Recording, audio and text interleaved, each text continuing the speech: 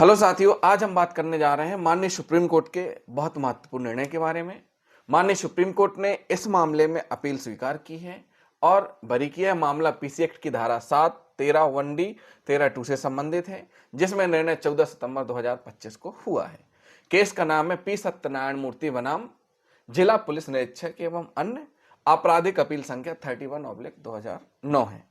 साथियों, सबसे पहले हम जान लेते हैं मामले के तथ्य। लेकिन सबसे पहले जिन साथियों ने अभी तक हमारे चैनल को सब्सक्राइब नहीं किया है, हमारे चैनल को जरूर सब्सक्राइब कर लें। साथियों, होता क्या है, जो शिकायत करता है, शिकायतकर्ता प्राचार्य हैं और शिकायतकर्ता को अपने संस्थान की मान्यता, इनका एक संस्थान है जिसके प्राचार्य हैं और उस संस्थान में काम क्या होता है, टाइपिंग का। और इसकी जो टाइपिंग वाली जो मान्यता है वो खत्म हो चुकी है, क्योंकि एक निश्चित समय के लिए मान्यता मिलती है, उसका हर समय अवधि बाद नवीनीकरण करवाया जाता है। क्या करवाया जाता है? तो जो शिकायत करता है, शिकायतकर्ता का जो काम था, शिकायतकर्ता का काम जो आरोपी है, आरोपी यानी इस मामले का अपील करता, उससे काम क्या था कि उसको अपने संस्थान की टाइपिंग मान्यता नवीनीकरण करानी थी। और जो आरोपी अपील करता है वह तकनीकी शिक्षा आयुक्तालय में सहायक निदेशक था। क्या था? सहायक निदेशक के पद पर था, सहायक निदेशक के पद पर कार्यरत था। इस संबंध में शिकायतकर्ता की बात आरोपी से हुई।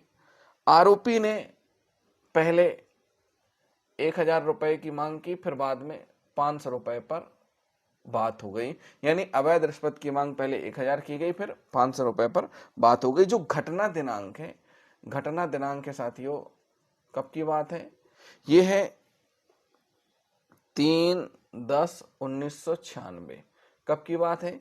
3/10/1996 की बात है। उसके बाद शिकायतकर्ता ने, जो शिकायतकर्ता है, शिकायतकर्ता ने एसीबी कार्यालय में शिकायत कर दी और जो आरोपी है, आरोपी ने 4/10/1996 को एक लॉज में बुलाया था अवैध प्रदूषण राशि लेकर के।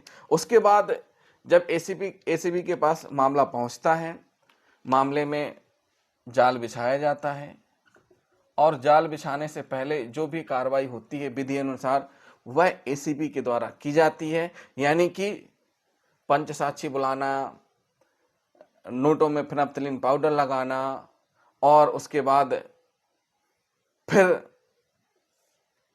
ट्रैप के लिए रवाना होना। तो ये सारी कार्रवाइयां करने के बाद फिर ट्रैप टीम रवाना होती है और शिकायतकर्ता, अपीलकर्ता यानी अभियुक्त के बताए अनुसार उस स्थान में पहुंचता है और अवैध रूप से 500 रुपए किसको दिए जाते हैं? आरोपी को। और आरोपी ने ये रुपए लेकर के अपनी पहनी हुई शर्ट की बाईं जेब में रख लिए जाते हैं। इसका मतलब बरामदगी कहां से हुई? जो आरोपी है उसकी पहने हुई शर्ट की बाईं जेब से रुपए की बरामदगी हुई है। हम ये मामला शिकायतकर्ता के अनुसार, यानी जो अभियोजन का मामला है, वो हम आपको बता रहे हैं। माननीय सुप्रीम कोर्ट के सामने मामला प्रस्तुत हुआ है, उसमें जो अभियोजन का मामला था वह इस प्रकार था। इसके बाद जब रंगे हाथों रेड कार्रवाई हो जाती है, ट्रैप कार्रवाई हो जाती है, उसके बाद फिर एसीबी के द्वारा इन्वेस्टिगेशन किया जाता है और इन्वेस्टिगेशन कंप्लीट होने के बाद मामला फिर कोर्ट में पेश किया जाता है। इस मामले में जो महत्वपूर्ण बात यही है कि विचारण न्यायालय ने इसमें सजा सुनाई, फिर उसके बाद अपील होती है और अपील होने पर अपील भी आंशिक रूप से स्वीकार हुई है। अब कैसे हुई है वो हम आपको बताएंगे। साथियों, एसीबी ने एफआईआर, इन्वेस्टिगेशन किया और चालान पेश कर दिया। क्या कर दिया? चार्जशीट कोर्ट में पेश कर दी। विचारण न्यायालय ने पीसी एक्ट की धारा 7, 13(1)(d) और 13(2) में क्या कर दिया? सजा सुना दी। उसके बाद मामला कहां पहुंचता है? High court. मामला पहुंचा हाई कोर्ट। हाई कोर्ट जब मामला पहुंचता है, हाई कोर्ट सुनवाई करता है और सुनवाई करते हुए पीसी एक्ट की धारा 7 में जो सजा रहती है उसको रद्द कर देता है। कौन? High court. और पीसी एक्ट की धारा 13(1)(d), 13(2) बस रह जाती है। इस सजा को क्या करता है हाई कोर्ट? बरकरार रखते हैं। हाई कोर्ट के द्वारा, माननीय हाई कोर्ट के द्वारा बरकरार रखा जाता है। साथियों देखिए, होता क्या है, एफआईआर हो गई, चूंकि एफआईआर करके ही निकलते हैं, उसके बाद ही जाल बिछाया जाता है। जो विधि अनुसार कार्रवाई होती है वो पूरी करके एसीबी ने कोर्ट में चार्जशीट पुटअप कर दी। उसके बाद विचारण न्यायालय ने पीसी एक्ट की धारा 7 और 13 में सजा सुना दी।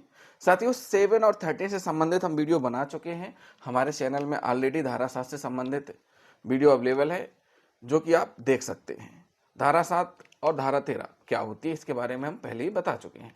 तो साथियों धारा 7 और 13 में सजा हो जाती है, अपील की जाती है अभियुक्त अपीलकर्ता के द्वारा हाई कोर्ट में। हाई कोर्ट ने पीसी एक्ट की धारा 7 में जो सजा रहती है उसको रद्द कर देती है।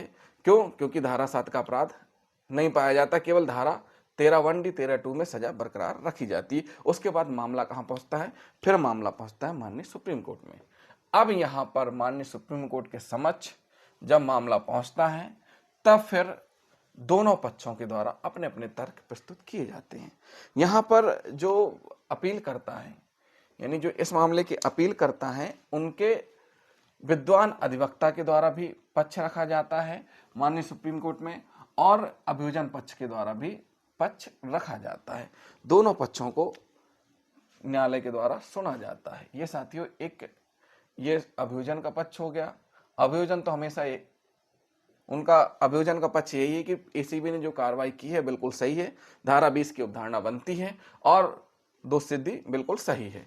उसके बाद यहाँ जो तर्क दिए गए हैं, यानी कि अपीलकर्ता के विद्वान अधिवक्ता ने तर्क दिए हैं, वो हम आपको एक एक करके बताएंगे। इसमें स्पष्ट रूप से पहला तर्क यही दिया गया है कि कथित जो अपराध है इसमें अवैध रिश्वत के लिए किसी भी मांग को साबित करने में एसीबी विफल रहा है। जो अवैध मांग होती है उसको साबित करने में एसीबी विफल रहा है, ऐसा कहना है। उसके बाद दूसरा तर्क यह दिया कि प्रकरण में धारा 7 और 13 के तत्व स्पष्ट रूप से अनुपस्थित है। जो धारा 7 है और 13, इसके तत्व स्पष्ट रूप से अनुपस्थित है। क्या है? मांग और स्वीकृति से संबंधित तत्व स्पष्ट रूप से अनुपस्थित हैं। इस कारण जो अपील करता है उसको क्या किया जाना चाहिए? बरी किया जाना चाहिए। मांगा गया रुपया अवैध प्रदूषण नहीं था, बल्कि जुर्माना और आकस्मिक खर्चे के साथ फीस थी। इसमें एक पॉइंट और दिया गया कि जो भी अवैध राशि जिसको कहा जा रहा है वो एक हिसाब से क्या था? जुर्माना था, जो कि कॉलेज की संस्था, यानी जो संस्थान है टाइपिंग संस्थान, उसके नवीनीकरण के लिए लगना था। वो जुर्माना और कुछ खर्चे थे।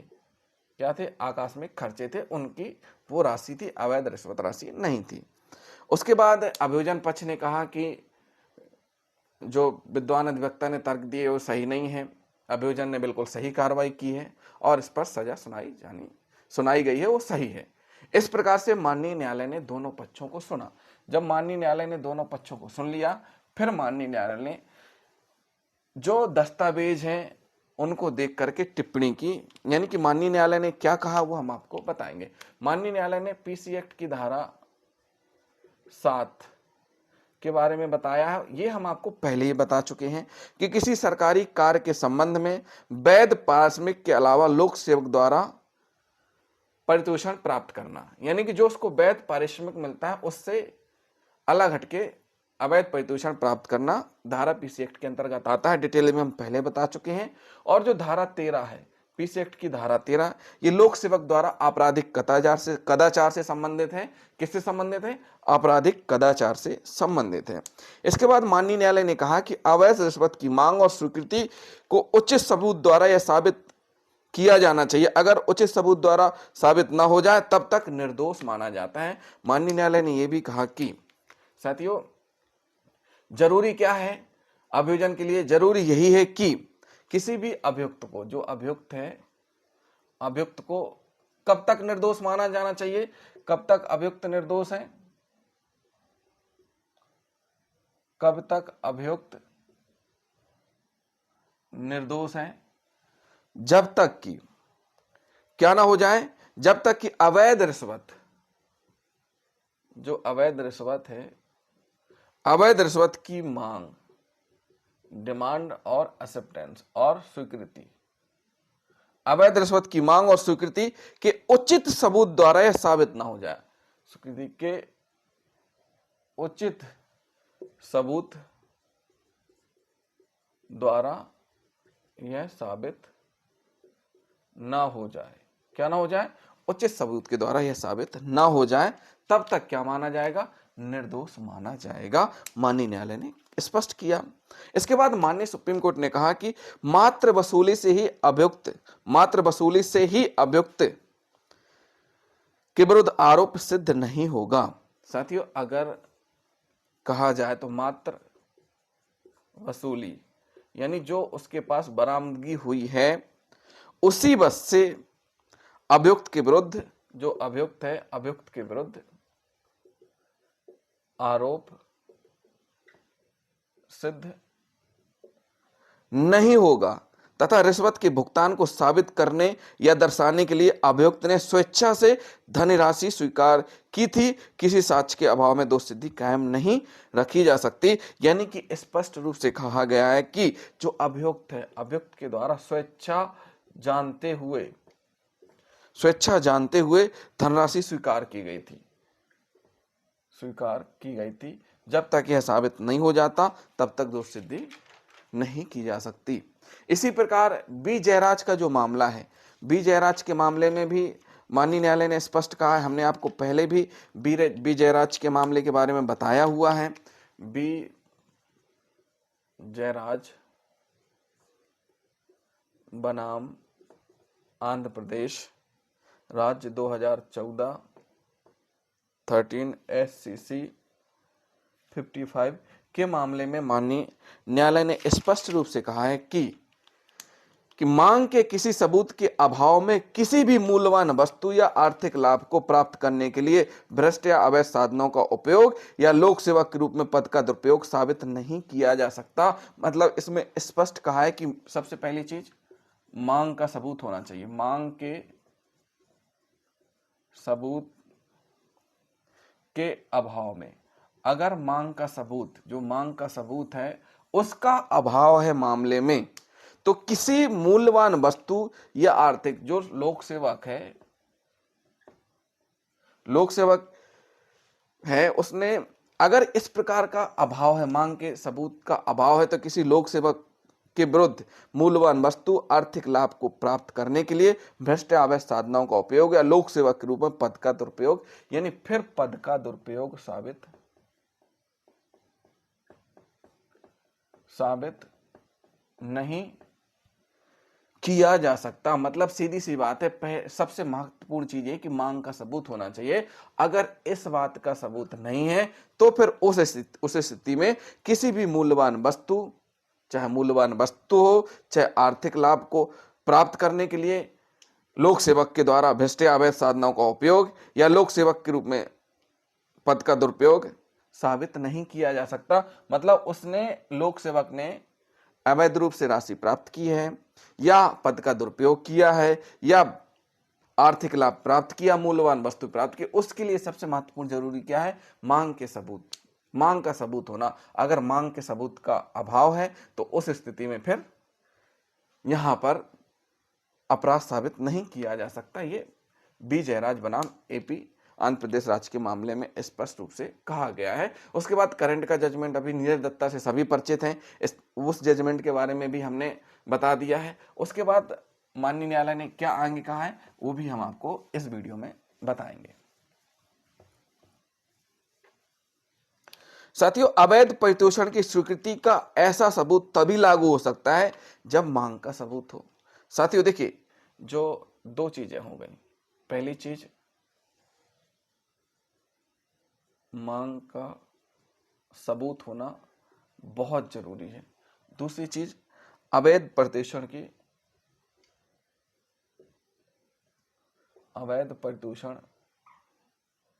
की स्वीकृति,